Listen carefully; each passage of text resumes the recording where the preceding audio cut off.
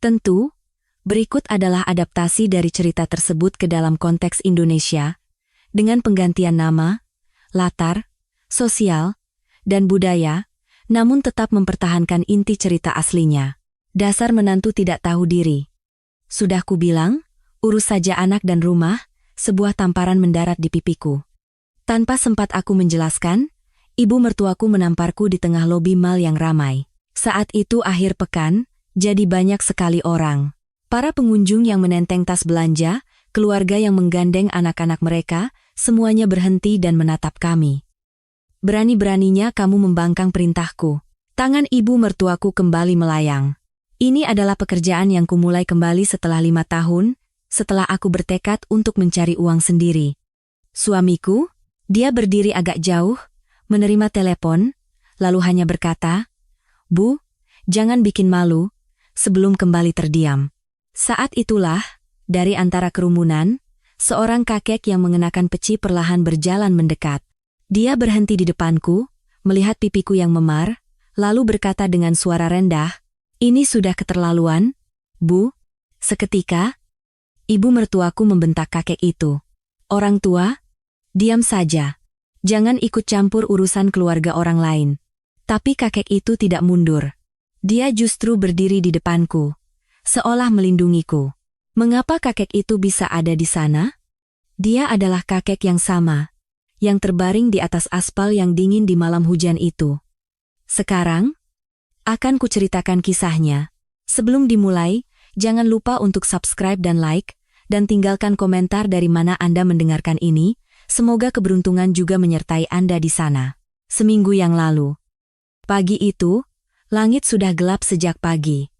Awan hitam menggantung pekat. Cuaca sepertinya akan segera menurunkan hujan deras. Sinta berdiri di depan sebuah mal besar. Hari ini dia ada jadwal wawancara kerja. Wawancara untuk posisi penjaga konter kosmetik. Ini adalah wawancara pertamanya setelah 5 tahun menikah. Telapak tangannya basah oleh keringat. Dia mengenakan setelan blazer. Baju yang ia siapkan diam-diam agar tidak ketahuan oleh keluarga mertuanya. Baju itu ia sembunyikan di bagian paling dalam lemari. Itu adalah baju kerjanya sebelum menikah. Dia khawatir baju itu tidak muat lagi, tapi syukurlah, masih pas di badannya. 5 tahun. Selama 5 tahun, Sinta tidak bisa bekerja. Dia harus merawat anaknya. Setelah putrinya, Kirana, lahir, ibu mertuanya sudah menegaskan, "Masa ibu punya anak kerja di luar? Di rumah saja, urus anakmu baik-baik." Suaminya juga mengatakan hal yang sama. Kata ibu benar. Sampai Kirana masuk TK, kamu di rumah saja. Jadi, Sinta bersabar. Saat Kirana masih kecil, dia pikir itu adalah hal yang wajar. Dia meyakinkan dirinya sendiri bahwa seorang ibu harus selalu ada di sisi anaknya. Tapi sekarang, Kirana sudah berusia 5 tahun. Dia sudah mulai bersekolah di taman kanak-kanak. Sinta hanya perlu mengantar pagi dan menjemput sore. Waktu siangnya menjadi kosong. Dengan hati-hati, Sinta mencoba bicara. "Bu, sekarang Kirana sudah sekolah. Boleh tidak kalau Sinta kerja paruh waktu?" Wajah ibu mertuanya langsung mengeras. "Apa? Kerja?" "Iya, Bu. Cuma pas siang hari saja. Selagi Kirana di sekolah, tidak boleh." Jawabnya tegas. "Nanti kalau anaknya sakit, siapa yang jemput? Kerjaan rumah siapa yang bereskan? Kerja apa sih?" "Tapi Bu, Sinta, sudah, jangan banyak bicara. Kalau menantu perempuan keluyuran di luar, citra keluarga jadi jelek. Jangan bahas soal ini lagi." Itu terjadi setahun yang lalu. Sejak saat itu, Sinta tidak pernah lagi membicarakannya. Dia tahu percuma saja. Di depan ibu mertuanya, dia tidak bisa berbuat apa-apa. Tapi dia tidak menyerah. Diam-diam, dia menulis CV. Dia mencari lowongan pekerjaan di internet. Tanpa sepengetahuan ibu mertua dan suaminya. Saat Kirana di sekolah, dia diam-diam melamar pekerjaan lewat ponselnya. Dan hari ini, akhirnya kesempatan wawancara itu datang. Dia masuk ke dalam mal. Ruang wawancara berada di kantor staf di lantai basement 1. Jantungnya berdebar kencang saat lift turun. Rasanya gugup sekali kembali ke dunia kerja setelah 5 tahun. Pewawancaranya ada 2 orang. Seorang wanita parubaya dan seorang pria muda. Keduanya memasang ekspresi datar. Sinta duduk di kursi dan menjawab pertanyaan mereka. Mengapa melamar, apa punya pengalaman, dan apakah bisa menyeimbangkan antara mengurus anak dan bekerja? Dia menjawab semuanya dengan jujur. Anak saya sudah 5 tahun, Bu. Dia sudah sekolah, jadi saya bisa bekerja di siang hari. Saya akan bekerja dengan sungguh-sungguh. Wawancara selesai. Pewawancara berkata, hasilnya akan kami kabari dalam 2 hari. Sinta membungkuk hormat dan keluar. Dia naik lift ke lobi lantai 1. Dari balik pintu kaca, dia bisa melihat keluar. Hujan sudah turun. Jauh lebih deras dari sebelumnya. Benar-benar hujan badai. Sinta mengeluarkan payung lipat dari tasnya. Payung itu kecil. Tidak akan cukup untuk menahan hujan sederas itu, tapi tidak ada pilihan lain. Dia mendorong pintu kaca dan melangkah keluar. Air hujan turun dengan derasnya. Dia membuka payung, tapi sia-sia. Bajunya langsung basah kuyup. Angin bertiup kencang, membuat payungnya nyaris terbalik. Dia harus cepat-cepat ke halte bus. Dia harus sampai di rumah sebelum jam jemput Kirana. Saat itulah, dia melihat kerumunan orang di pelataran depan lobi mal. Orang-orang berpayung berdiri melingkar. Ada apa, ya? Sinta menghentikan langkahnya dan melihat ke arah kerumunan. Di antara orang-orang, dia melihat seseorang terbaring di lantai. Seorang pria tua. Sepertinya berusia 70 kerapa. Dia mengenakan kaos rajut abu-abu dan celana santai. Dia terbaring di lantai dengan mata terpejam. Wajahnya pucat pasi. Orang-orang di sekitarnya hanya berdiri dan menonton sambil memegang payung mereka untuk berlindung dari hujan. Tidak ada satupun yang mendekat. Sinta berhenti saat melihat pemandangan itu. Ada yang aneh. Apa kakek itu masih bernapas? Dadanya tidak terlihat bergerak. Kaki Sinta bergerak lebih dulu. Tubuhnya bergerak lebih cepat dari pikirannya. Dia melempar payungnya dan menerobos kerumunan. Dia berlutut di samping kakek itu. Hujan mengguyur kepalanya. Dalam sekejap, seluruh tubuhnya basah kuyup. Tapi dia tidak peduli. Dia menempelkan telinganya di dekat wajah kakek itu. Tidak ada suara napas. Dia meletakkan tangannya di dada kakek itu. Tidak ada gerakan. Pikiran Sinta menjadi kosong. Henti jantung. Dia teringat sesuatu yang pernah ia pelajari. Dulu, di kantor lamanya sebelum menikah, dia pernah mengikuti pelatihan P3K. Resusitasi jantung paru atau CPR. Saat itu dia hanya mengikutinya sebagai kewajiban, tapi sekarang, semua ingatan itu kembali. Sinta membuka kancing baju kakek itu, memperlihatkan dadanya. Dia mengatupkan kedua tangannya dan meletakkannya di tengah dada kakek itu. Lalu, dia menekan dengan sekuat tenaga. 1, 2, 3, 4. Dia mengerahkan seluruh kekuatan lengannya. Menekan dengan berat badannya. Dadanya tertekan dalam lalu kembali naik. Air hujan mengalir di wajahnya. Masuk ke mata dan terasa perih, tapi dia tidak bisa berhenti. Tolong panggil ambulans, teriak Sinta. Orang-orang di sekitarnya mulai berbisik. Seseorang mengeluarkan ponsel. Tolong ambilkan AED, alat kejut jantung otomatis. Pasti ada di dalam mal. Sinta terus berteriak sambil melanjutkan kompresi dada. 30 kali kompresi, 2 kali napas buatan, 30 kali kompresi lagi, 2 kali napas buatan. Dia mengulangi proses itu terus-menerus, lengannya terasa mau patah. Ototnya terasa terbakar, tapi dia tidak boleh berhenti. Kalau dia berhenti, orang ini bisa meninggal. Air hujan dan keringat bercampur membasahi seluruh tubuhnya. Lututnya sakit menekan aspal. Rok kerjanya kotor terkena lumpur. Tapi itu semua tidak penting. Tiba-tiba dia teringat Kirana. Bagaimana kalau aku terlambat menjemputnya? Tapi pikiran itu cepat-cepat ia buang. Di depannya ada nyawa yang sedang sekarat. Berapa lama waktu berlalu, terdengar suara langkah kaki berlari. Beri jalan. Tim medis. Petugas ambulans telah tiba. Barulah Sinta berhenti. Tenaga di lengannya hilang. Dia mundur dan terduduk lemas. Napasnya tersengal-sengal. Tim medis langsung menangani kakek itu. Memasang alat kejut jantung, masker oksigen, dan melakukan penanganan dengan cekatan. Beberapa saat kemudian, dada kakek itu mulai bergerak. Dia sudah bernapas. Salah satu petugas medis mendekati Sinta. Ibu yang melakukan CPR. Iya. Kerja bagus. Bu. Berkat ibu, nyawanya terselamatkan. Sedikit saja terlambat. Bisa fatal akibatnya. Sinta hanya mengangguk kosong. Kakek itu diangkat ke atas tandu. Saat akan dibawa ke ambulans, tangan kakek itu bergerak. Matanya sedikit terbuka. Pandangannya yang kabur tertuju pada Sinta. Tangannya meraba-raba di udara, seperti mencari sesuatu. Sinta mendekat. Tangan kakek itu meraih pergelangan tangan Sinta. Tenaganya lemah, tapi terasa ada tekad yang kuat. Bibir kakek itu bergerak. Suara lirih keluar dari mulutnya. Wajah Anda. Sinta mendekatkan telinganya. Tidak akan saya lupakan. Satu kalimat itu terdengar di antara deru hujan. Tangan kakek itu melemas. Matanya kembali tertutup. Petugas medis mendorong tandu ke dalam ambulans. Sirene meraung dan ambulans pun melaju. Sinta berdiri di sana, menatap ambulans yang menjauh. Hujan terus turun. Seluruh tubuhnya basah dan kedinginan. Tapi anehnya, hatinya terasa hangat. Dia selamat. Kakek itu selamat. Saat itu, ponselnya berdering. Dari sekolah Kirana, pemberitahuan bahwa jam pulang sekolah sudah tiba. Sinta tersadar. Dia harus menjemput Kirana. Dengan tubuh basah, dia berlari ke halte bus. Untungnya bus cepat datang. Dia tiba di sekolah terlambat 10 menit. Kirana sudah menunggunya di kelas. Bunda, kok basah kuyup? Tadi kehujanan, sayang, maaf ya, Bunda telat.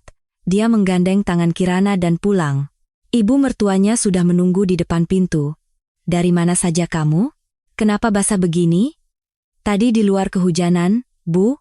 Makanya jangan keluyuran, di rumah saja. Kata ibu mertuanya ketus sambil masuk ke dalam. Sinta mengganti bajunya yang basah dan berpikir. Dia tidak bisa menceritakan kejadian hari ini kepada siapapun. Soal wawancara, apalagi soal menolong orang. Kalau dia cerita, ibu mertuanya pasti akan mengamuk. Dia memutuskan untuk menyimpannya sendiri. 2 hari kemudian, Sinta menerima kabar bahwa dia diterima kerja. Suara di seberang telepon terdengar bergetar. Selamat, Bu Sinta. Anda bisa mulai bekerja hari Senin depan. Sinta menutup telepon dan terdiam sejenak. Berhasil. Dia diterima. Setelah 5 tahun, akhirnya dia bisa bekerja lagi. Tapi kebahagiaan itu tidak bertahan lama. Dia tidak boleh memberitahu keluarga mertuanya. Kalau tahu, mereka pasti akan melarang. Sinta pun bertekad. Aku akan bekerja diam-diam. Sampai ketahuan. Setelah menerima kabar baik itu, Sinta memulai pekerjaan rahasianya. Setiap pagi, setelah mengantar Kirana ke sekolah, dia langsung menuju mal. Dia pulang sebelum jam 4 sore untuk menjemput Kirana. Dia bergerak dengan sangat hati-hati agar tidak ketahuan ibu mertuanya. Beberapa hari pertama berjalan lancar. Ibu mertuanya biasanya di rumah atau pergi arisan dengan teman-temannya di siang hari. Dia tidak terlalu peduli dengan apa yang dilakukan Sinta. Baginya, menantu perempuan memang tempatnya di rumah mengurus pekerjaan domestik. Sinta sangat berhati-hati. Saat berangkat kerja, dia mengenakan pakaian biasa, lalu berganti seragam di toilet mal. Saat pulang, dia berganti kembali menjadi pakaian biasa. Dia selalu membawa baju ganti di dalam tasnya.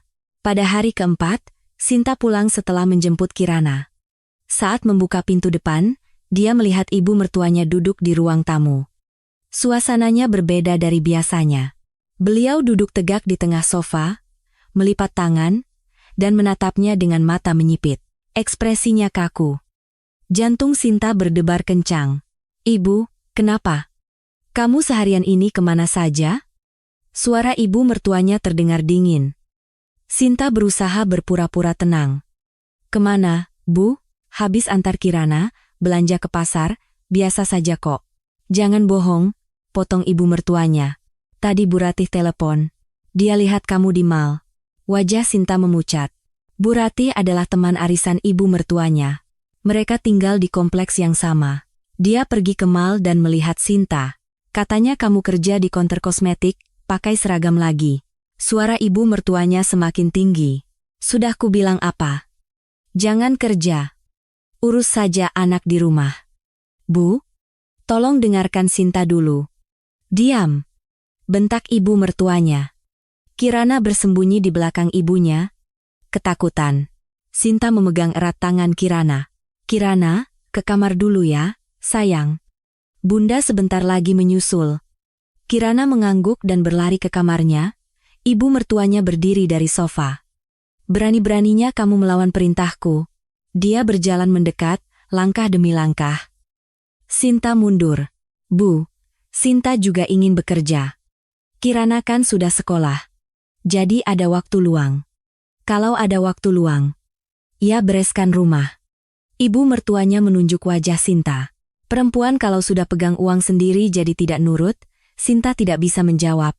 Baru jadi menantu sudah mau melawan mertua? Hah? Mata ibu mertuanya melotot. Cepat berhenti kerja. Besok jangan masuk lagi. Tangan Sinta gemetar. Berhenti? Padahal baru saja mulai. Setelah menunggu 5 tahun. Tolong Bu. Sinta janji cuma kerja pas jam sekolah Kirana. Sinta tidak pernah menelantarkan pekerjaan rumah. Menelantarkan? Siapa yang masak makan malam hari ini?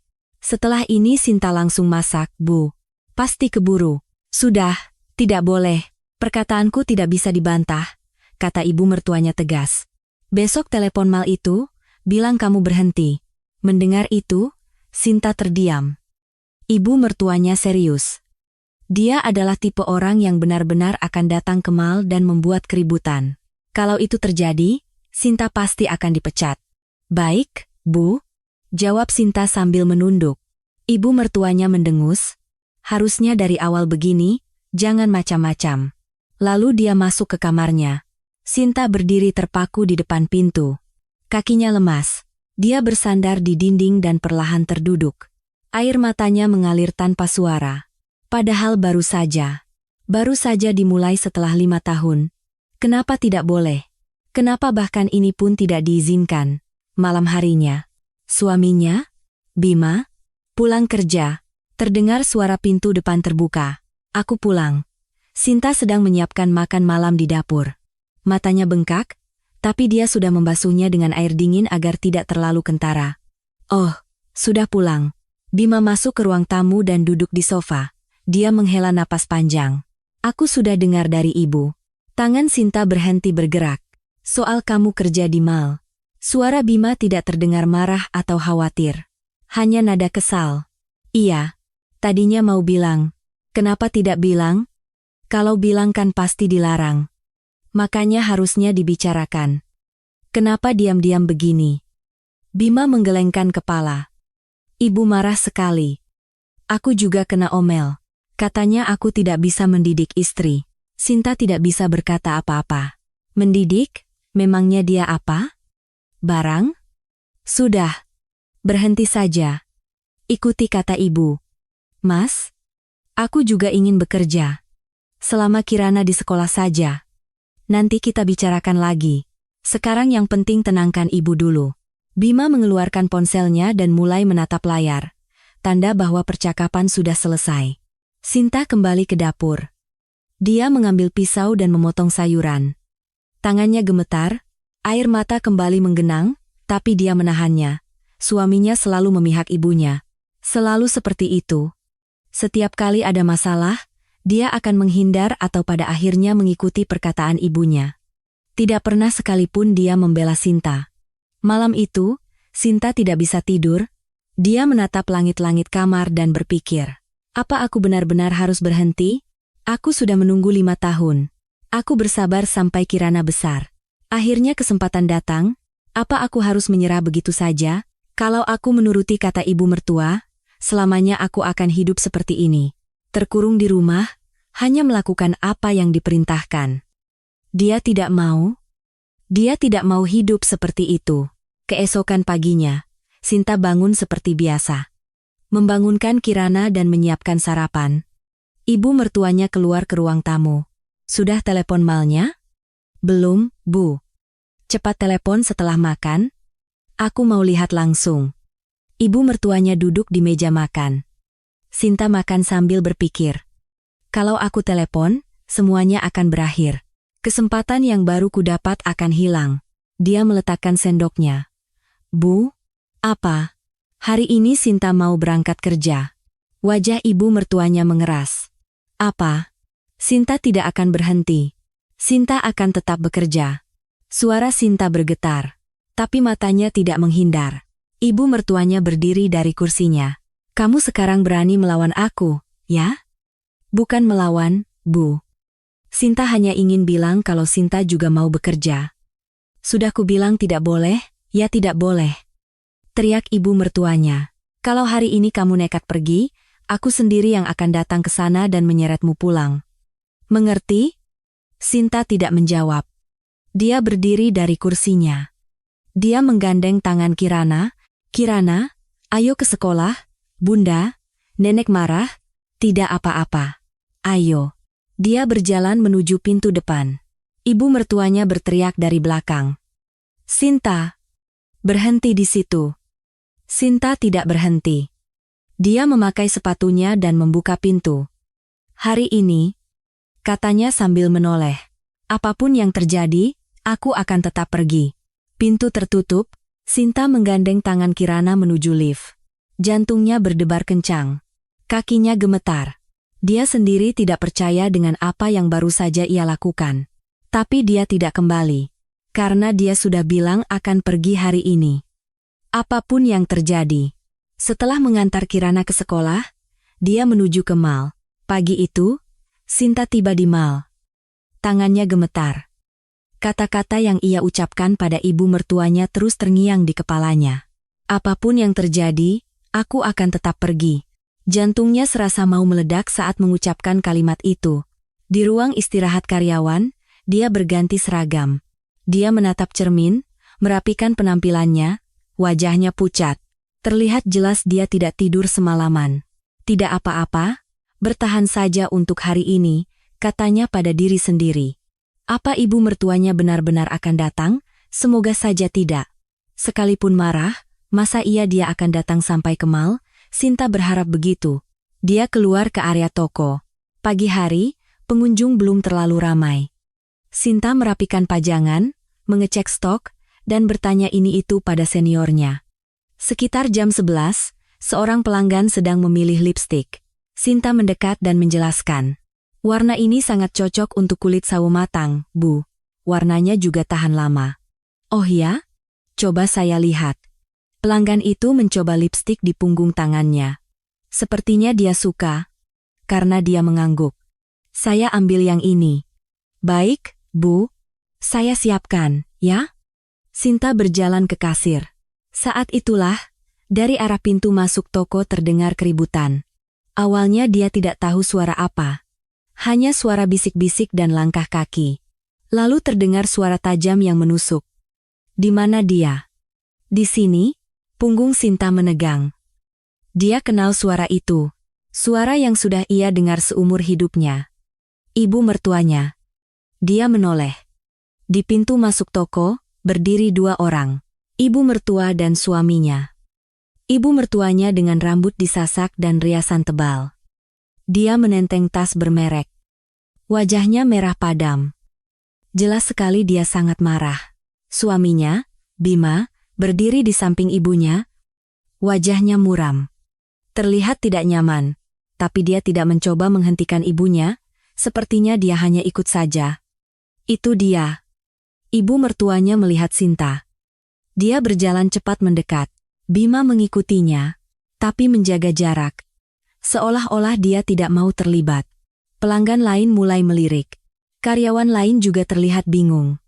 Mereka saling pandang, bertanya-tanya ada apa. Sinta tidak bisa bergerak. Kakinya seolah menancap di lantai. Benar-benar datang? Mereka benar-benar datang. Berdua. Ibu mertuanya berhenti tepat di depan Sinta. Kamu. Jarinya menunjuk-nunjuk wajah Sinta. Sudah kubilang apa? Jangan masuk kerja. Berhenti. Suaranya menggema di seluruh toko. Para pelanggan berhenti dan menatap. Bu. Jangan di sini. Kenapa kalau di sini? Kamu tidak mau malu? Ibu mertuanya melangkah lebih dekat. Wajahnya sangat dekat dengan wajah Sinta. Karena kamu tidak mau dengar, aku datang sendiri untuk menyeretmu pulang. Sinta menatap suaminya. Bima berdiri beberapa langkah di belakang. Dia melipat tangan. Pandangannya ke lantai. Dia tidak mau menatap Sinta. Mas, panggil Sinta pelan. Bima sedikit mengangkat kepala. Tapi dia tidak menjawab, dia kembali menunduk. Dia tidak akan menolong. Dia tidak akan melerai. Selalu seperti itu. Senior Sinta mendekat. Maaf, Bu, mohon jangan membuat keributan di sini. Keributan? Saya bukan pelanggan. Saya ini mertuanya. Ibu mertuanya menatap tajam senior Sinta. Saya datang menjemput menantu saya. Jangan ikut campur. Senior Sinta terkejut. Dia tidak tahu harus berbuat apa. Ibu mertuanya mencengkeram lengan Sinta. Ayo, pulang. Bu, tolong lepaskan. Saya sedang bekerja. Tolong pergi, Bu. Sinta mencoba melepaskan tangannya. Tapi ibu mertuanya mencengkeram lebih kuat. Perempuan macam apa kamu ini? Suara ibu mertuanya meninggi. Kerja apa? Harusnya di rumah saja. Suara itu menyebar ke seluruh toko. Pelanggan mulai berbisik, seseorang mengeluarkan ponsel, sepertinya mau merekam. Wajah Sinta terasa panas, malu. Dipermalukan seperti ini di depan banyak orang. Dia kembali menatap suaminya. Bima masih berdiri di sana. Memainkan ponselnya. Menatap layarnya. Seolah-olah dia tidak ada hubungannya dengan situasi ini. Istrinya sedang diseret oleh ibu mertuanya, dan dia hanya asyik dengan ponselnya. Hati Sinta terasa dingin. Apa orang itu benar-benar suaminya? Apa dia benar-benar berpihak padaku? Tapi Sinta tidak lari. Kalau dia lari, semuanya akan berakhir. Kalau dia diseret pulang dari sini, dia tidak akan pernah bisa kembali lagi. Ibu mertuanya akan merasa menang. Bu. Sinta menatap lurus ke arah ibu mertuanya. Saya tidak akan pulang. Mata ibu mertuanya membelalak. Apa? Saya mau bekerja di sini. Tolong, pergilah. Suara Sinta bergetar, tapi matanya tidak menghindar.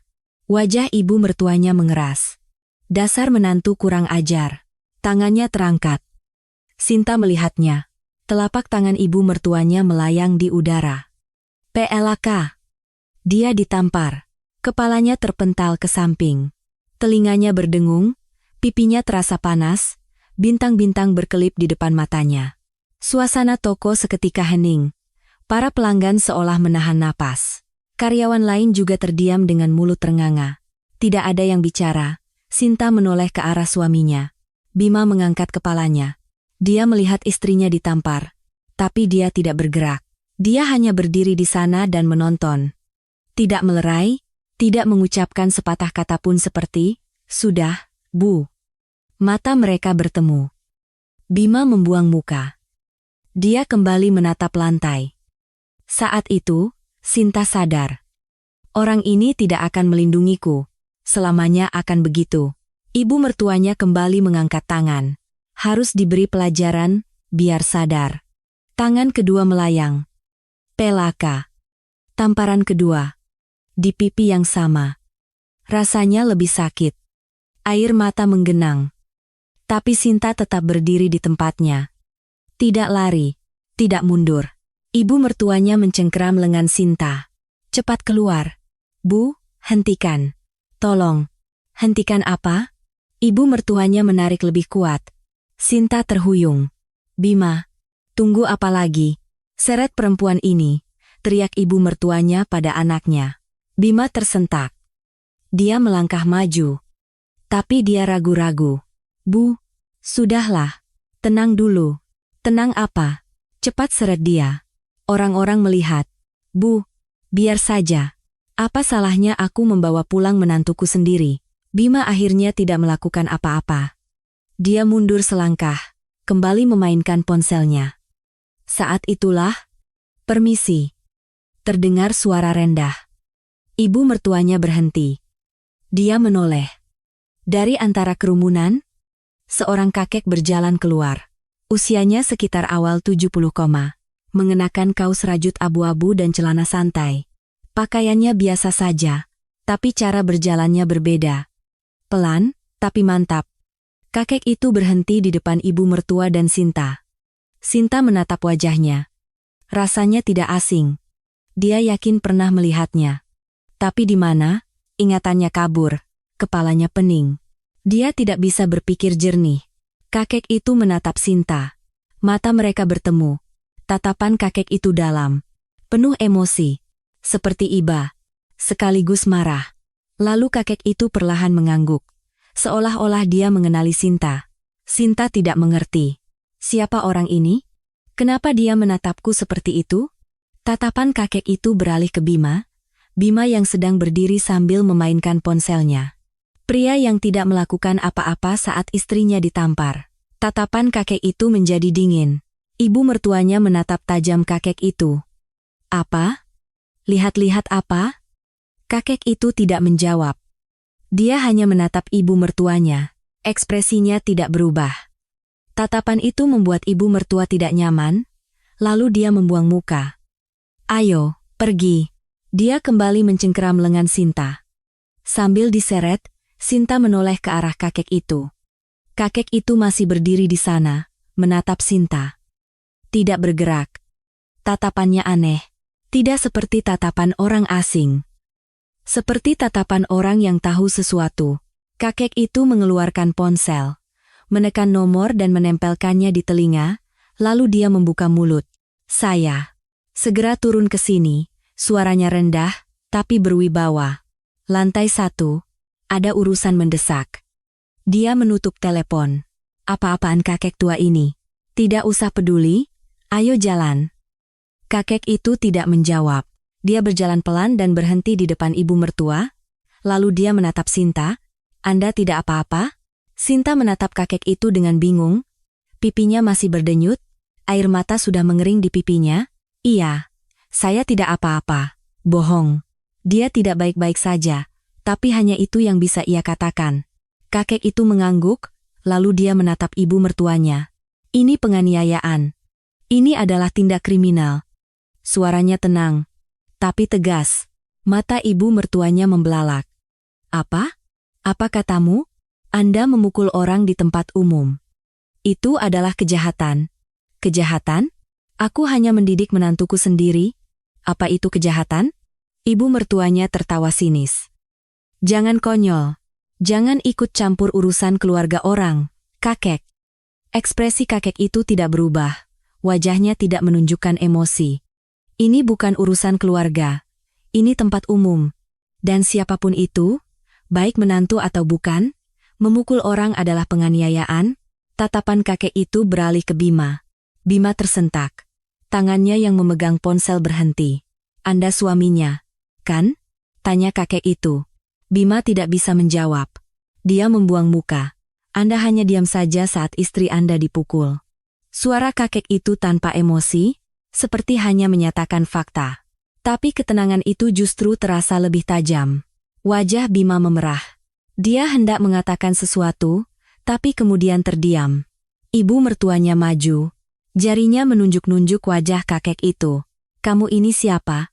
Berani-beraninya mengatur saya? Kakek tua tidak tahu diri. Kakek itu tetap tidak berubah ekspresi. Dia tidak menghindar atau tersentak. Dia hanya berdiri diam. Kamu juga berani menegur anak saya? Kamu punya hak apa ikut campur urusan rumah tangga orang? Suara ibu mertuanya semakin tinggi. Pergi. Jangan ikut campur. Ini masalah keluarga saya. Kakek itu tetap tidak bergerak. Sikapnya itu membuat ibu mertuanya semakin marah. Dengar tidak? Ibu mertuanya mendorong bahu kakek itu. Tidak terlalu keras, tapi tangannya jelas menyentuh.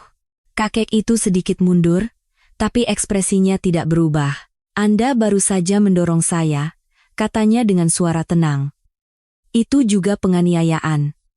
Wajah ibu mertuanya merah padam. Kakek ini benar-benar.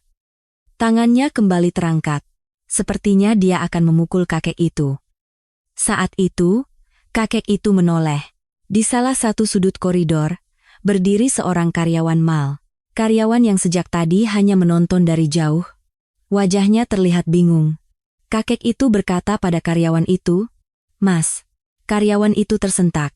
Iya, Pak. Tolong panggil tim keamanan. Suaranya tenang. Bukan nada memerintah. Seperti hanya meminta tolong. Tapi ada wibawa yang aneh di dalamnya. Karyawan itu ragu-ragu. Anu, itu. Cepat, kata kakek itu lagi. Ekspresi karyawan itu berubah. Sepertinya dia menyadari sesuatu. Dia mengangguk dan cepat-cepat berlari ke suatu tempat. Ibu mertuanya tertawa sinis. Tim keamanan? Memangnya kenapa? Aku ini penjahat. Bima mendekat dengan wajah cemas. Bu, sudahlah. Ayo pergi. Nanti masalahnya jadi besar. Besar apanya? Kakek ini cuma bicara omong kosong. Tapi, Bima melirik kakek itu. Matanya penuh kecemasan. Kakek itu menatap Bima. Sebaiknya sekarang Anda tanyakan pada istri Anda, apakah dia baik-baik saja? Wajah Bima mengeras. Itu. Saat dia dipukul tadi Anda tidak bertanya, sekarang pun tidak. Suara kakek itu tanpa emosi. Tidak menyalahkan. Seperti hanya menunjukkan fakta. Tapi satu kalimat itu seolah menusuk hati Bima. Bima menunduk. Sinta melihat pemandangan itu. Perasaannya aneh. Seorang kakek yang baru ia temui hari ini mengucapkan kata-kata yang selama 5 tahun tidak pernah diucapkan suaminya. Tak lama kemudian, terdengar suara langkah kaki. 2 petugas keamanan berlari mendekat. Mereka mengenakan setelan hitam. Memegang walkie-talkie. Di belakang mereka, ada 1 orang lagi. Seorang wanita parubaya, mengenakan setelan rapi. Di tanda pengenalnya tertulis manajer layanan pelanggan. Manajer itu melihat sekeliling, mencoba memahami situasi. Lalu dia melihat kakek itu. Seketika, wajah manajer itu memucat. Matanya membelalak, mulutnya sedikit terbuka. Seperti melihat hantu, Bapak, gagap manajer itu. Komisaris? Mendengar itu, suasana menjadi riuh. Komisaris? Maksudnya komisaris? Ibu mertuanya juga mendengarnya. Wajahnya mengeras. Apa? Komisaris? Bima mengangkat kepalanya. Matanya membelalak. Kakek itu menatap manajer. Dia sedikit mengangguk. Lama tidak bertemu. Aduh. Bapak komisaris kehormatan. Ada apa Bapak kemari?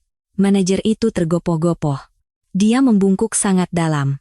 Petugas keamanan juga menjadi tegang, sikap mereka berubah. Jauh lebih hormat dari sebelumnya. Sinta menatap pemandangan itu dengan bingung. Komisaris? Kakek ini? Komisaris kehormatan mal ini? Kakek dengan pakaian biasa ini adalah seorang komisaris? Ibu mertuanya juga tampak kaget, tapi dia cepat-cepat mendengus. Komisaris kehormatan memangnya kenapa? Sekarang kan bukan komisaris lagi. Kakek itu menatap ibu mertuanya. Ekspresinya tidak berubah. Benar. Sekarang saya bukan komisaris aktif, katanya dengan suara tenang. Tapi kasus penganiayaan yang terjadi di mal ini harus ditangani. Kakek itu berkata pada manajer. Amankan rekaman CCTV. Kejadian di depan toko kosmetik tadi. Dan hubungi juga direktur utama. Dia mungkin sudah dalam perjalanan? Baik. Pak. Siap. Manajer itu cepat-cepat mengangkat walkie-talkie-nya. Wajah ibu mertuanya semakin kaku. Situasi tidak berjalan sesuai keinginannya. Awalnya dia pikir, tinggal menyeret menantunya pulang dan selesai. Tapi masalahnya menjadi semakin besar. Hei, tunggu, kata ibu mertuanya. Ini masalahnya jadi terlalu besar. Aku kan cuma mau membawa pulang menantuku. Kakek itu menatap ibu mertuanya. Bukan membawa pulang, Bu. Tapi menyeret. Dan sebelumnya, Anda sudah memukulnya 2 kali. Di depan pelanggan.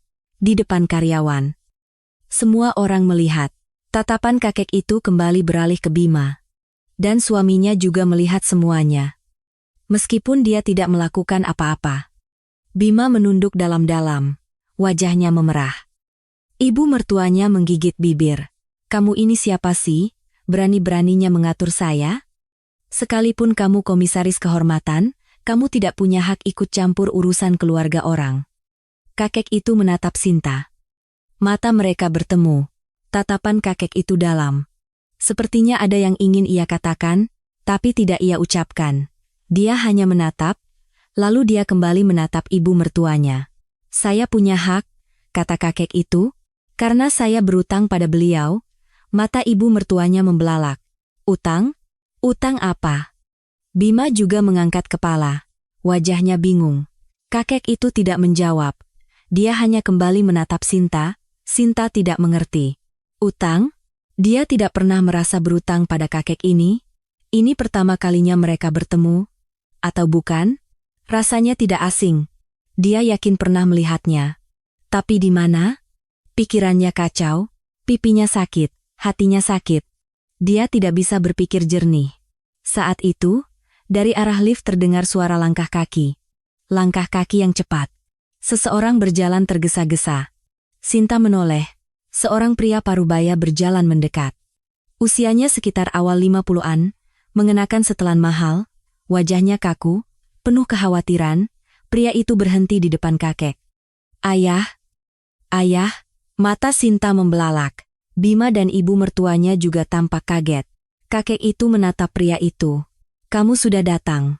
Ada apa, Yah? Tiba-tiba ayah menyuruh saya turun. Pria itu melihat sekeliling. Melihat ibu mertua? Bima? Lalu Sinta. Dia melihat pipi Sinta yang merah bengkak.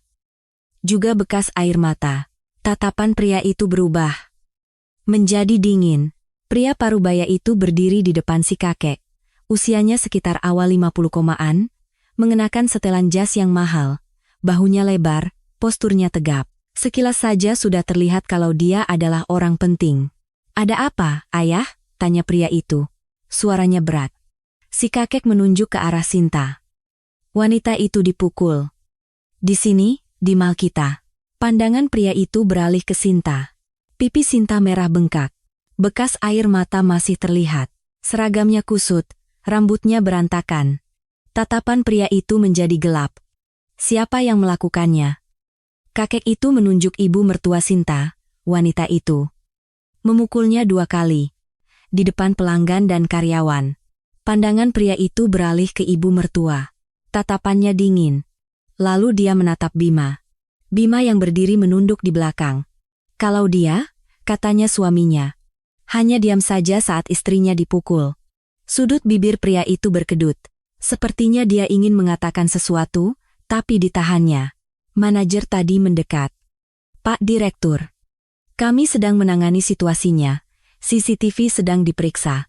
Mendengar kata direktur, wajah ibu mertua Sinta semakin kaku. Tadi komisaris, sekarang direktur.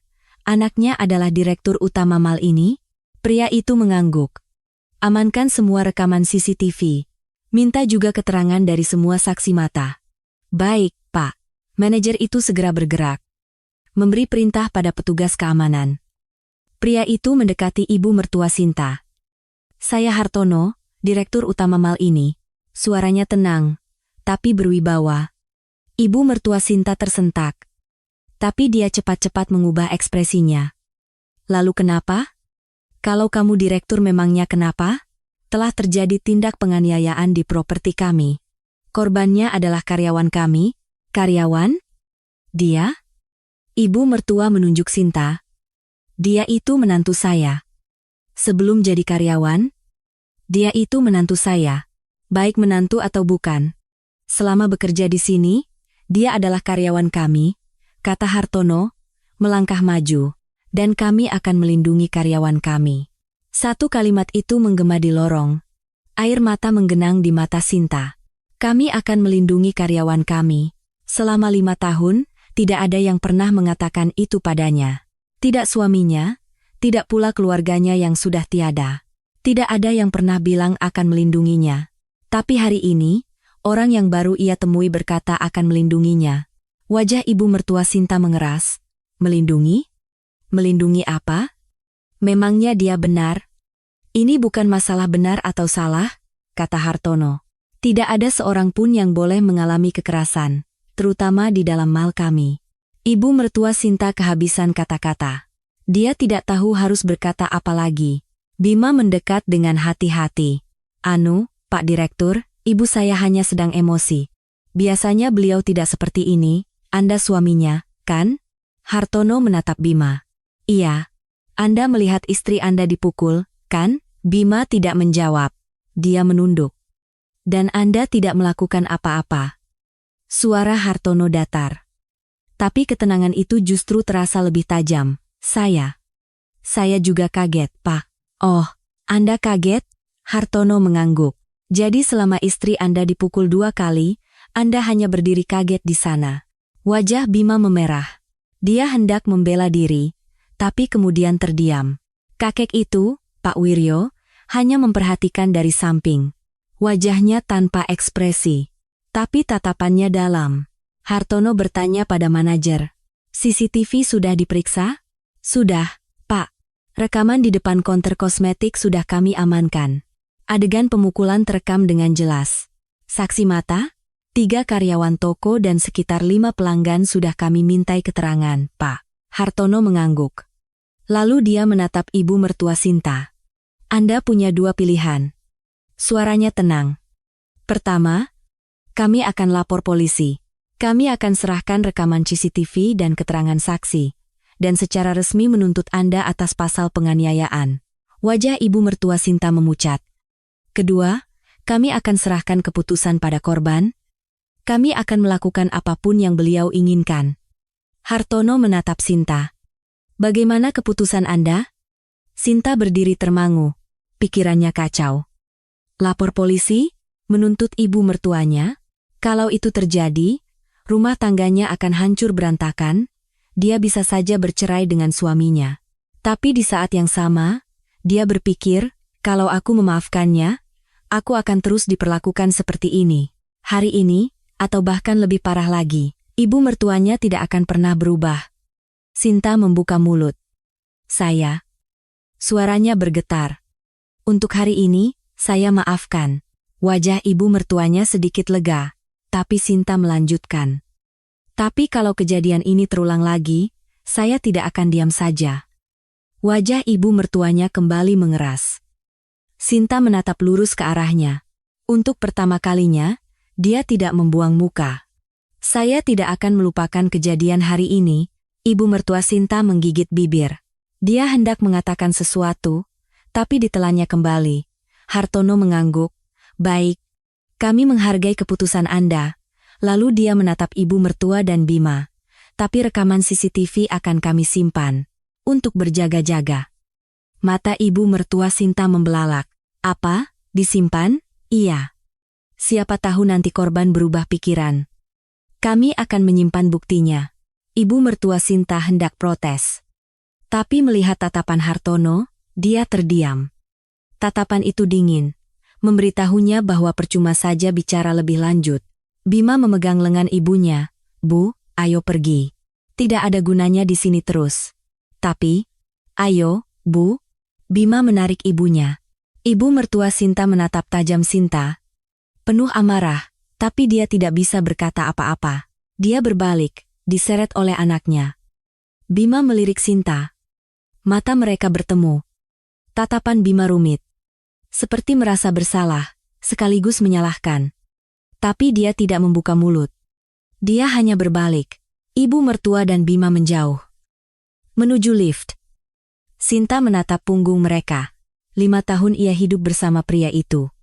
Saat menikah, mereka berjanji akan bersama selamanya. Tapi hari ini, dia tidak melakukan apa-apa saat istrinya dipukul. Apa dia benar-benar suamiku? Apa aku bisa terus hidup bersamanya? Pintu lift terbuka. Ibu mertua dan Bima masuk.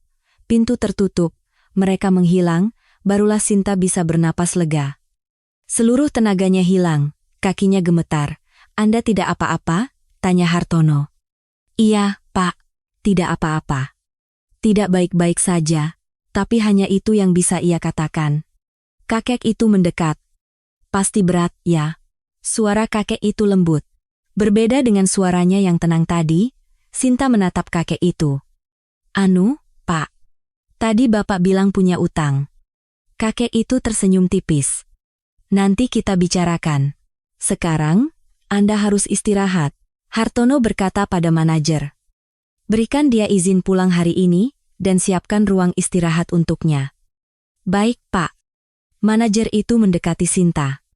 Mari, Bu. Saya antar ke ruang istirahat. Sinta mengikutinya dengan bingung. Sambil berjalan, dia menoleh ke belakang. Kakek dan Hartono masih di sana. Mereka sedang berbincang. Kakek itu menatap Sinta. Mata mereka bertemu. Kakek itu sedikit mengangguk, seolah berkata semua akan baik-baik saja. Sinta juga membungkuk hormat. Lalu dia menuju ruang istirahat. Dia masih belum percaya dengan apa yang baru saja terjadi.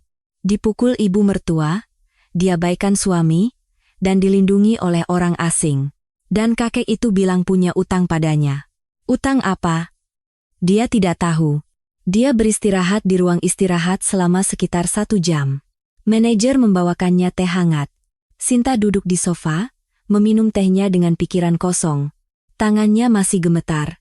Pipinya berdenyut. Saat bercermin, dia melihat pipinya merah bengkak. Besok pasti akan membiru. Pikirannya kacau. Kejadian tadi terus berputar di kepalanya.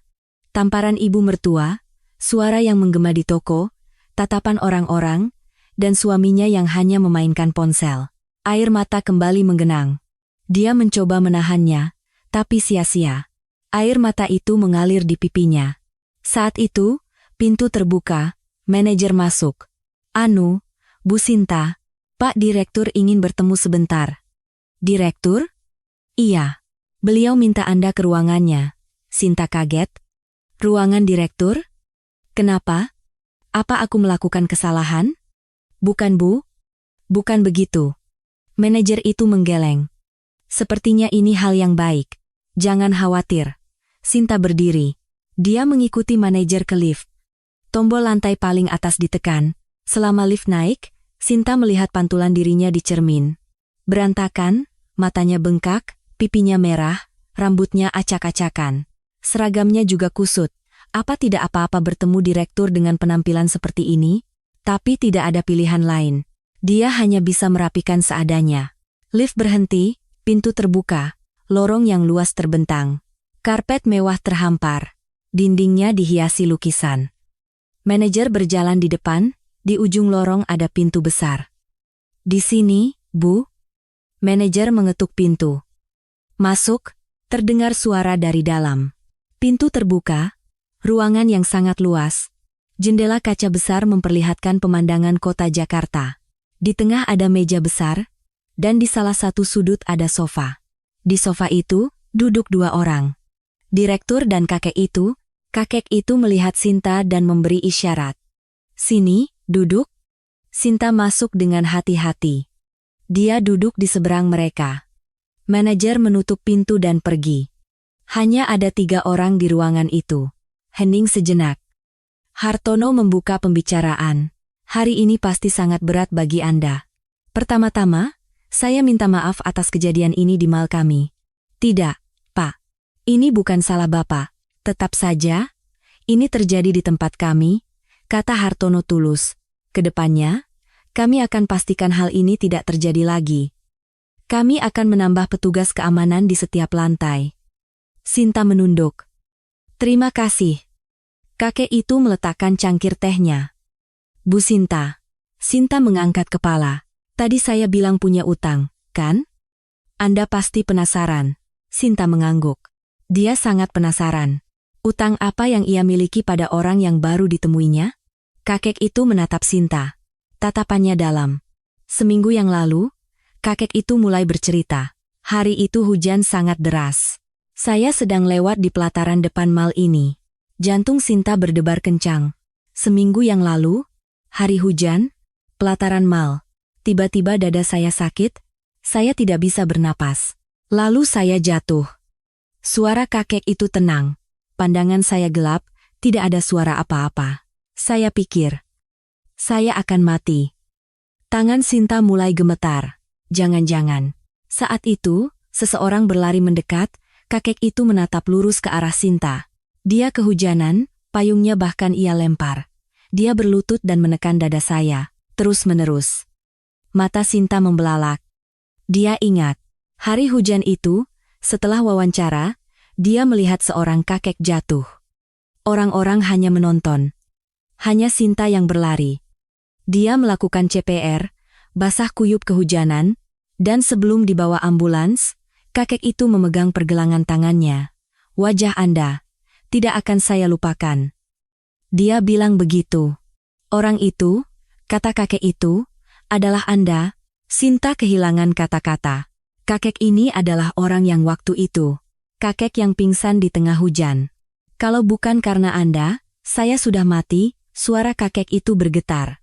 Petugas medis bilang, kalau tidak ada yang melakukan CPR, saya tidak akan selamat. Anda telah menyelamatkan nyawa saya. Air mata Sinta mengalir. Hari itu, dia bisa saja melewatinya begitu saja. Seperti orang lain, hanya berdiri dan menonton. Tapi Sinta berlari. Tanpa pikir panjang.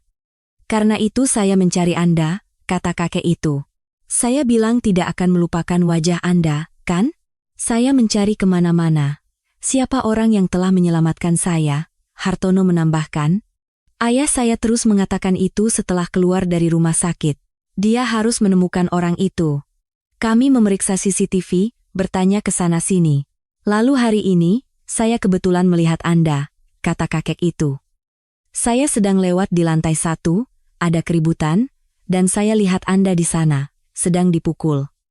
Tatapan kakek itu bergetar. Orang yang menyelamatkan nyawa saya sedang dipukul. Dan suaminya hanya menonton dari samping. Ada nada amarah dalam suara kakek itu.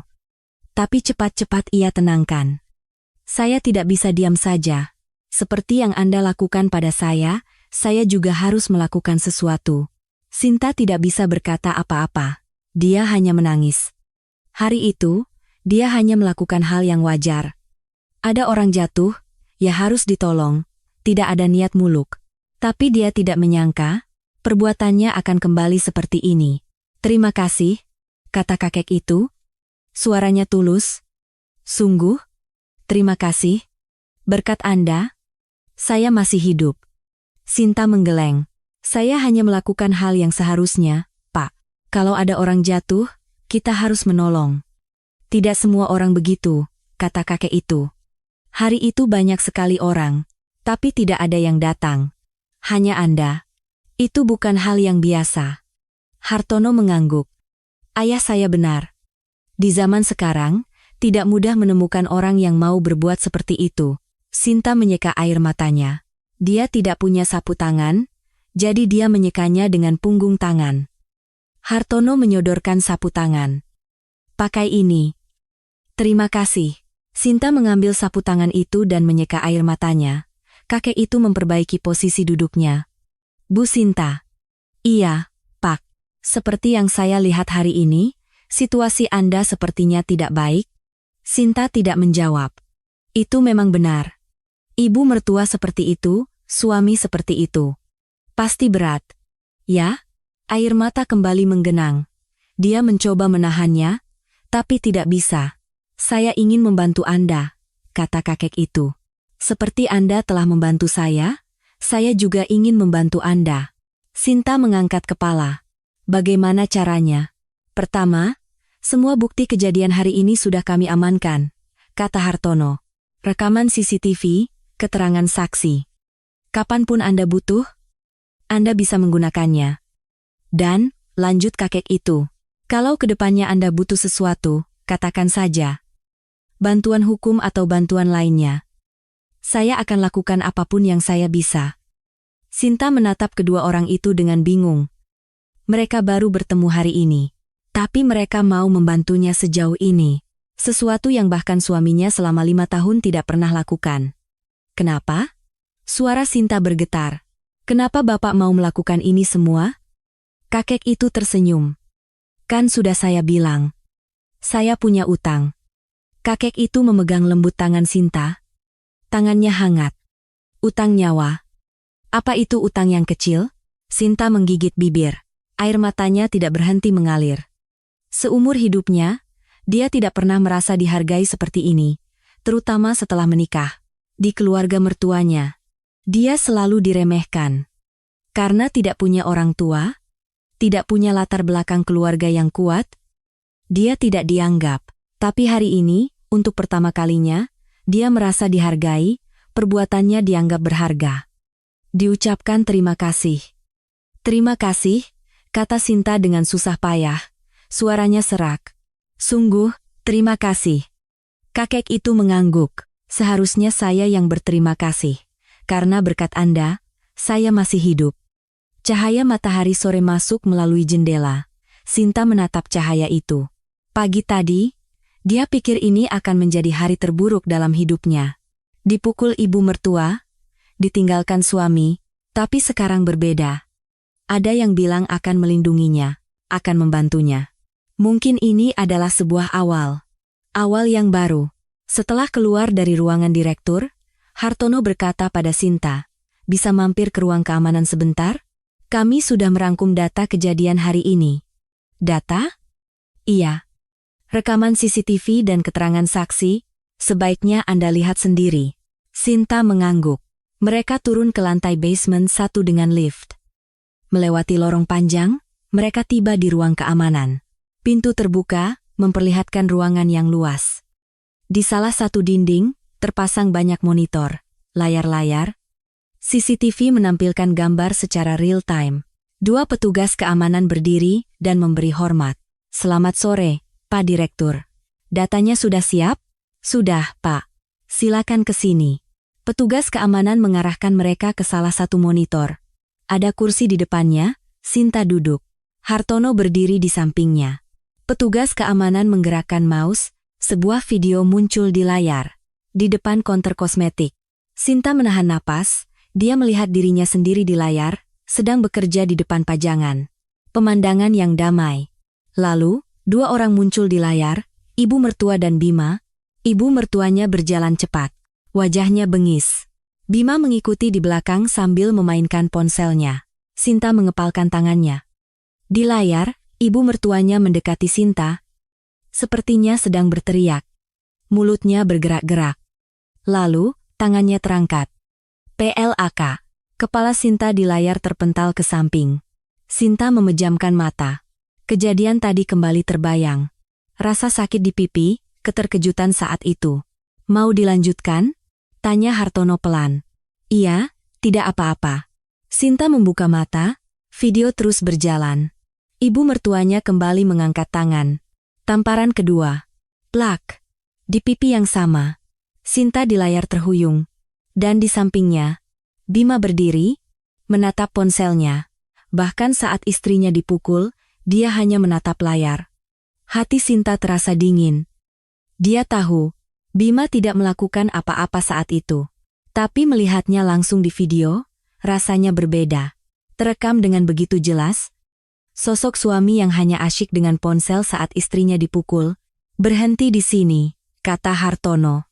Petugas keamanan menghentikan video. Di layar yang diam, terekam 3 orang.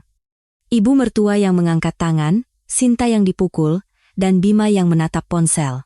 "Adegan ini yang paling jelas," kata Hartono. Sinta tidak bisa berkata apa-apa. Dia hanya menatap layar. Hartono berkata pada petugas keamanan, "Tunjukkan yang setelahnya." "Baik, Pak." Video kembali diputar. Adegan saat ibu mertua menarik lengan Sinta. Sinta bertahan. Ibu mertuanya berteriak. Bima masih di belakang. Dia sempat maju selangkah, lalu mundur lagi, dan kembali memainkan ponselnya. Tidak melakukan apa-apa. Sepertinya ibu mertuanya berteriak, "Bima, seret dia." Terlihat dari gerakan mulutnya. Tapi Bima tidak bergerak, dia hanya berdiri. Akhirnya, ibu mertuanya sendiri yang menyeret Sinta. Bima mengikuti dari belakang, tapi menjaga jarak, seolah-olah dia tidak mau terlibat. Video selesai. Ruang keamanan menjadi hening. Sinta menatap layar hitam itu untuk waktu yang lama. 5 tahun dia hidup dengan pria itu, makan bersama, tidur bersama, membesarkan anak bersama. Dia percaya pria itu adalah suaminya. Tapi itukah suami? Pria yang hanya menatap ponsel saat istrinya dipukul, pasti berat melihatnya. Kata Hartono pelan. Sinta mengangguk. Dia tidak bisa bicara. Ada keterangan saksi juga. Hartono menyodorkan sebuah map. Sinta menerimanya dan membuka. Keterangan dari 3 karyawan toko dan 5 pelanggan. Nama mereka disamarkan, tapi isinya detail. Sinta meletakkan surat-surat itu, tangannya gemetar. Jadi begitu ya, di mata orang lain. Suaminya tidak melakukan apa-apa. Itu terlihat jelas oleh semua orang. Ada ini juga. Hartono menyodorkan dokumen lain. Laporan medis. Tadi kan sudah diperiksa sebentar di ruang kesehatan kami. Sinta membukanya. Luka memar di wajah, pipi kiri bengkak dan kemerahan. Diduga akibat penganiayaan, isinya singkat, tapi jelas. Bukti bahwa dia dipukul, bukti medis. Hartono berkata, semua data ini akan kami salin untuk Anda. Iya, aslinya kami simpan, salinannya Anda bawa. Hartono menatap Sinta, gunakan kapanpun Anda perlu. Sinta menatap Hartono. Perlu maksudnya? Kalau Anda perlu membawanya ke jalur hukum, kata Hartono tenang. Baik untuk gugatan cerai atau tuntutan pidana, data ini bisa menjadi bukti kuat. Sinta menarik napas dalam-dalam. Kata cerai terlintas di benaknya. Sampai pagi tadi, kata itu tidak pernah ia pikirkan. Sekalipun sulit, dia pikir dia harus bersabar, menjaga keutuhan rumah tangga. Tapi sekarang berbeda. Dia sudah melihat video itu, suami yang tidak melakukan apa-apa saat istrinya dipukul. Suami yang hanya memainkan ponsel. Apa aku bisa hidup selamanya dengan orang seperti itu?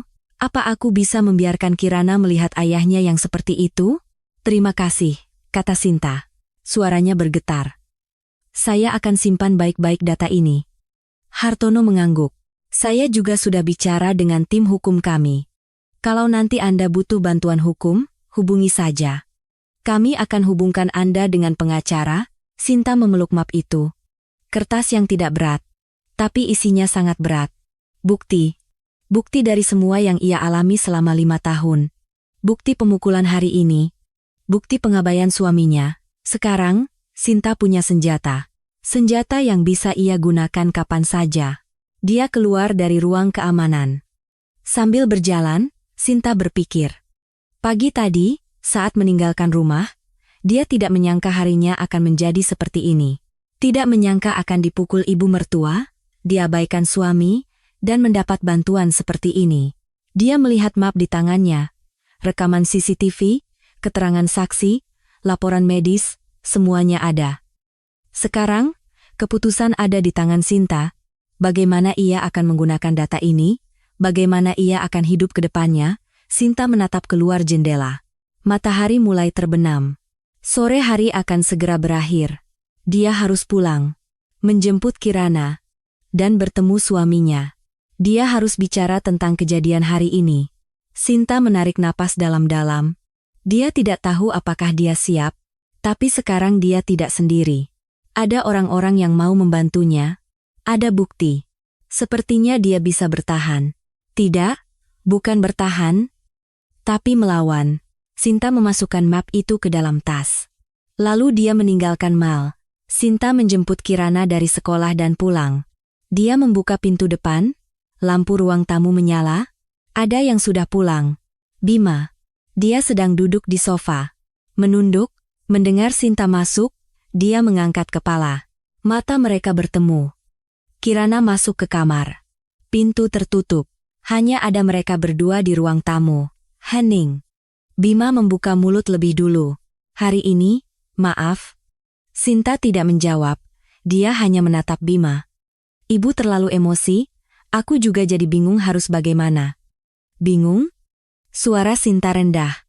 Melihatku dipukul pun kamu masih bingung? Bima menunduk. Itu. Aku dipukul 2 kali, di depan banyak orang, di depan pelanggan, di depan karyawan. Suara Sinta bergetar. Dan kamu ngapain? Cuma lihatin ponsel. Bima menggigit bibir. Maaf. Aku benar-benar minta maaf.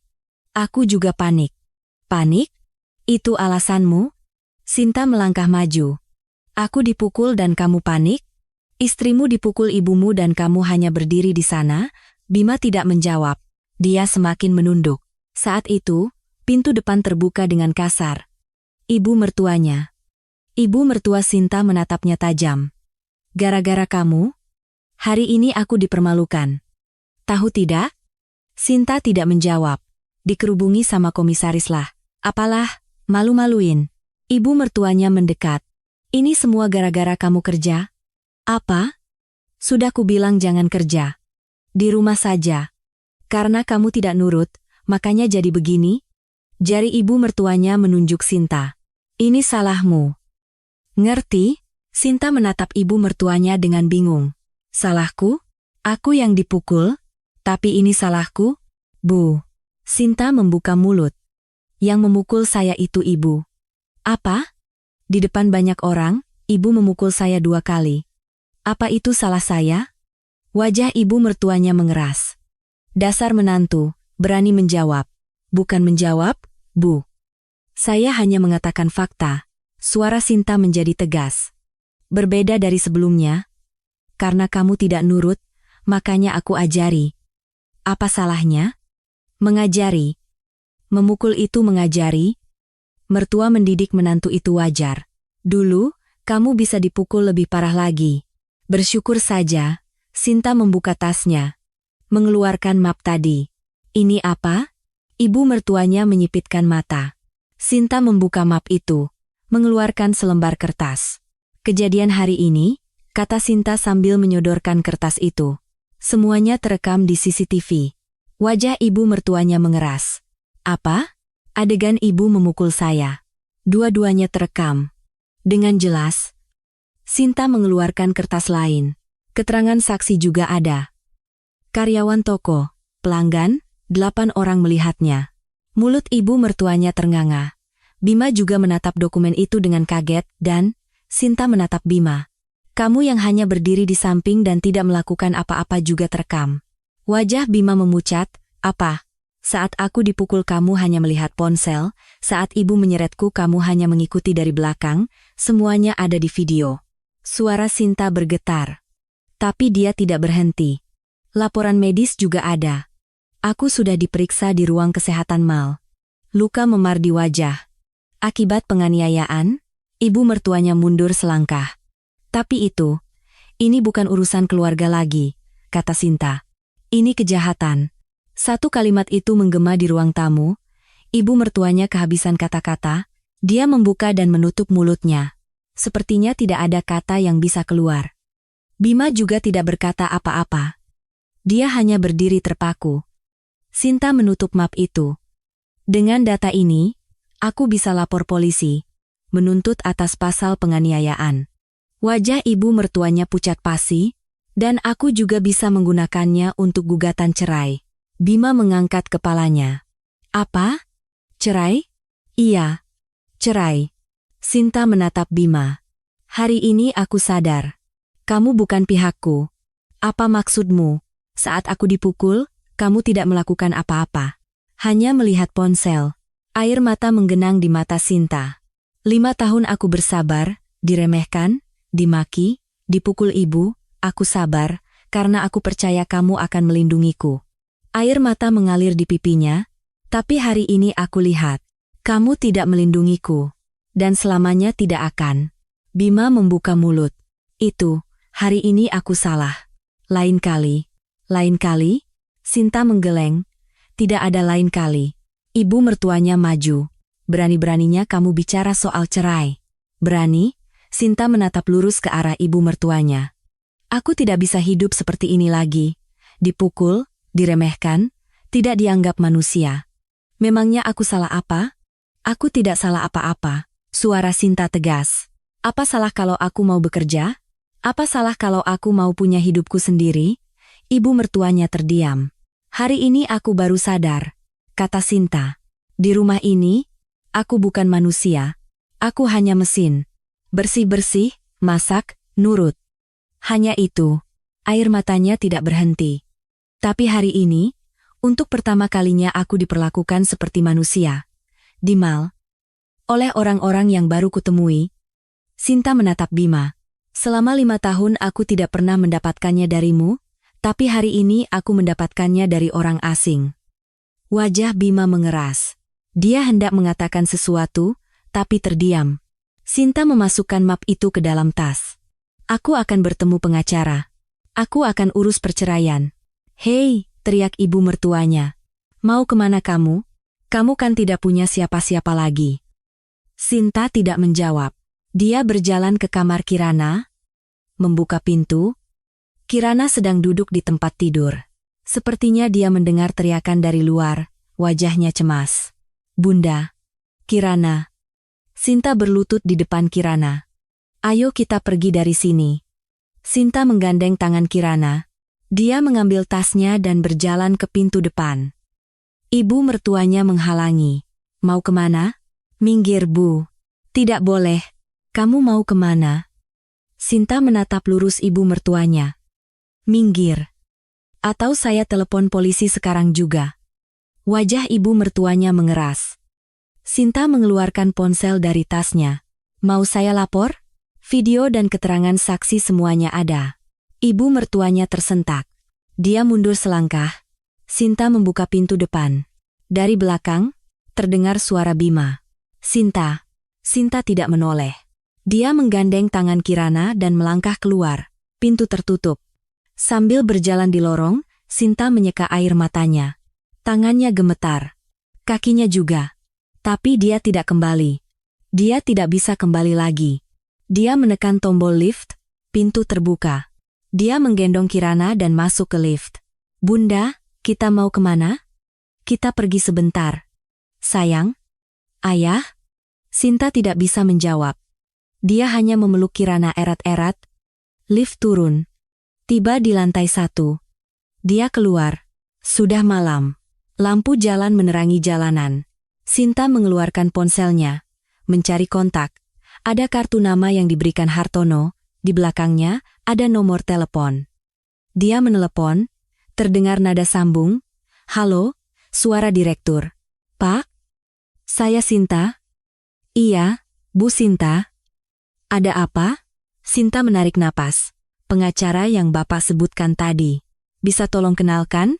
Malam itu, Sinta dan Kirana menginap di hotel. Hartono yang memesankannya. Meskipun mendadak, dia langsung mendapatkan kamar. Saat Sinta berterima kasih, dia bilang itu hal yang wajar. Berbaring di tempat tidur yang bersih, Sinta menatap langit-langit. Kirana sudah tertidur di sampingnya. Terdengar suara napasnya yang teratur. Meskipun di tempat asing, dia cepat sekali tertidur. Anak-anak memang luar biasa. Sinta tidak bisa tidur. Kejadian hari ini terus berputar di kepalanya. Tamparan ibu mertua, suami yang acuh tak acuh, dan orang-orang yang melindunginya. Air matanya mengalir, tapi bukan air mata kesedihan. Keesokan harinya, Sinta sibuk. Dia bertemu pengacara yang diperkenalkan Hartono, pengacara yang hebat, spesialis perceraian. Pengacara itu memeriksa semua berkas, rekaman CCTV, keterangan saksi, laporan medis. Bukti-buktinya sangat kuat, kata pengacara itu. Adegan pemukulan terekam jelas. Dan pengabaian suami Anda juga terlihat. Ini sudah lebih dari cukup. Apa saya bisa bercerai? Tentu saja. Posisi Anda justru sangat kuat. Pengacara itu merapikan dokumen. Anda juga bisa menuntut ganti rugi. Bukti penganiayaan sangat kuat. Sikap suami Anda juga menjadi masalah. Sinta mengangguk. Proses perceraian dimulai. Awalnya, Bima menolak. Sepertinya ibu mertuanya yang menghasut di belakang. Cerai? Jangan harap. Malu-maluin keluarga. Begitu kata ibu mertuanya pada Bima. Tapi sia-sia. Pengacara menyerahkan bukti-bukti. Rekaman CCTV menjadi kunci. Adegan ibu mertua menampar Sinta 2 kali. Dan Bima yang hanya melihat ponsel di sampingnya. Hakim melihat video itu. Pengacara Bima juga tidak bisa berkata apa-apa. Videonya terlalu jelas. Keterangan saksi juga diserahkan. Keterangan 8 orang semuanya sama. Seorang wanita parubaya menampar seorang karyawan 2 kali. Pria yang sepertinya suaminya ada di samping, tapi tidak melakukan apa-apa. Sidang berjalan, dan situasi semakin memihak Sinta. Ibu mertuanya menerima panggilan sidang atas tuduhan penganiayaan. Awalnya dia menolak datang, tapi pengacaranya berkata, kalau tidak datang, posisi ibu akan semakin sulit. Akhirnya, ibu mertuanya datang ke pengadilan. Rekaman CCTV diputar di ruang sidang. Adegan ibu mertua menampar Sinta muncul di layar besar. Sangat jelas. Hakim melihat video itu dan menggelengkan kepala. Wajah ibu mertuanya pucat pasi. 3 bulan berlalu. Putusan keluar. Perceraian disahkan. Sinta mendapatkan ganti rugi sebesar 2 miliar rupiah. Pengacara menjelaskan, bukti penganiayaan sangat kuat, dan pengabaian suami juga menjadi pertimbangan.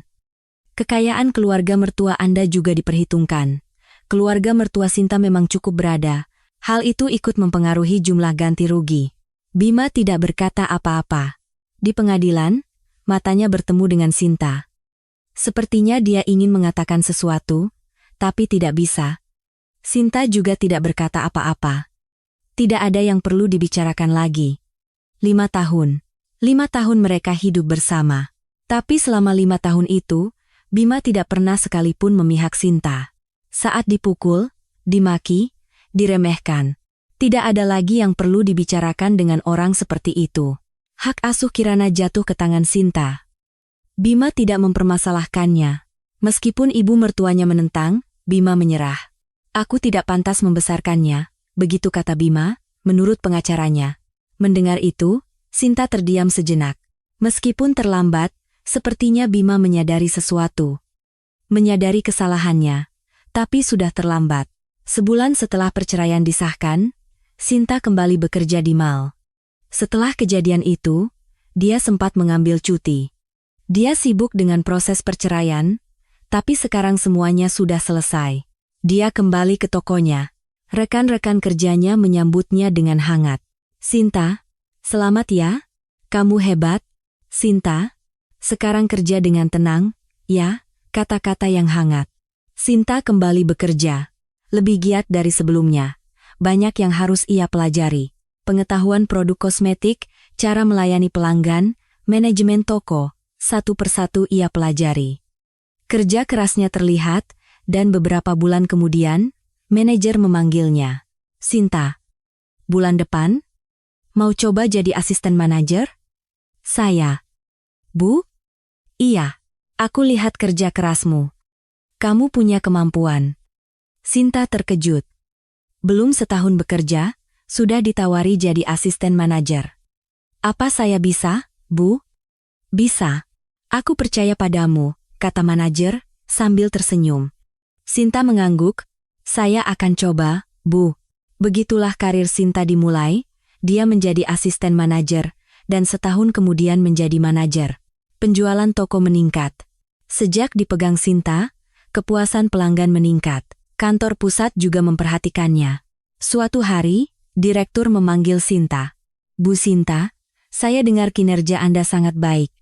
Terima kasih, Pak, ini semua berkat Bapak. Saya tidak melakukan apa-apa. Ini semua hasil kerja keras Anda sendiri. Hartono tersenyum. Saya akan terus mendukung Anda. Kalau ada apa-apa, katakan saja. Sinta membungkuk hormat. Pak Wiryo juga sesekali datang ke mall. Dengan pakaian biasa, katanya mau membeli hadiah untuk cucu-cucunya. Dia mampir ke toko Sinta, bertanya ini itu, dan menanyakan kabarnya. Bagaimana kabarmu? Tidak ada masalah, kan? Tanya Pak Wiryo. Baik, Pak. Justru sekarang lebih baik? Sinta tersenyum. Kirana bagaimana? Dia baik-baik saja, Pak. Sudah beradaptasi di sekolah barunya. Temannya juga banyak, syukurlah. Pak Wiryo mengangguk. Kamu terlihat bahagia. Mendengar itu, Sinta terdiam sejenak. Bahagia? Kalau dipikir-pikir, memang benar. Dulu, setiap pagi rasanya malas sekali bangun, hari ini akan dimarahi apalagi? Hari ini akan terjadi apalagi? Setiap hari cemas. Tapi sekarang berbeda. Pagi hari, dia melihat wajah Kirana. Saat bekerja, dia bisa melakukan hal yang ia sukai. Malam hari, dia makan bersama Kirana, membacakan buku, dan tidur bersama. Kehidupan yang biasa. Tapi itulah kebahagiaan, setahun berlalu. Suatu sore, Sinta berada di pelataran depan mall. Hujan turun. Seperti hari itu, setahun yang lalu, tapi hari ini dia memakai payung. Menggandeng tangan Kirana, Bunda. Hujan? Iya. Sayang. Cantik. Ya? Iya. Kirana tertawa. Sinta menatap salah satu sudut pelataran. Setahun yang lalu. Di sana. Pak Wiryo jatuh. Orang-orang hanya lewat. Hanya Sinta yang berlari. Hari itu, yang diselamatkan Sinta adalah nyawa Pak Wiryo. Tapi pada akhirnya, yang terselamatkan adalah hidup Sinta sendiri. Kalau hari itu dia tidak menolong Pak Wiryo, bagaimana jadinya? Dia akan tetap bekerja di mal, dipukul ibu mertua, dan tidak ada yang akan menolongnya. Dia harus bertahan sendiri. Mungkin sampai sekarang dia masih hidup di rumah itu, dipukuli. Tapi Sinta berlari. Tanpa pikir panjang, dia hanya berlari, dan itu mengubah segalanya. Bunda lihat apa? Tanya Kirana. Bukan apa-apa, sayang. Sinta tersenyum.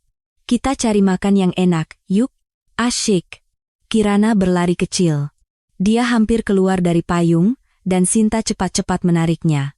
Pelan-pelan, sayang. Keduanya tertawa sambil berjalan, menembus hujan. Sambil berjalan, Sinta berpikir, dengan menolong nyawa kakek itu di tengah hujan, pada akhirnya, justru hidupku sendirilah yang terselamatkan. Pikiran itu terus berputar di kepalanya. Memang benar, Sinta tersenyum, dan dia menggenggam erat tangan Kirana, berjalan ke depan, menuju kehidupan yang baru. Kisah hari ini, bagaimana menurut Anda? Terima kasih sudah mendengarkan sampai akhir. Jika Anda menyukai video ini, jangan lupa untuk subscribe, like, dan nyalakan notifikasinya.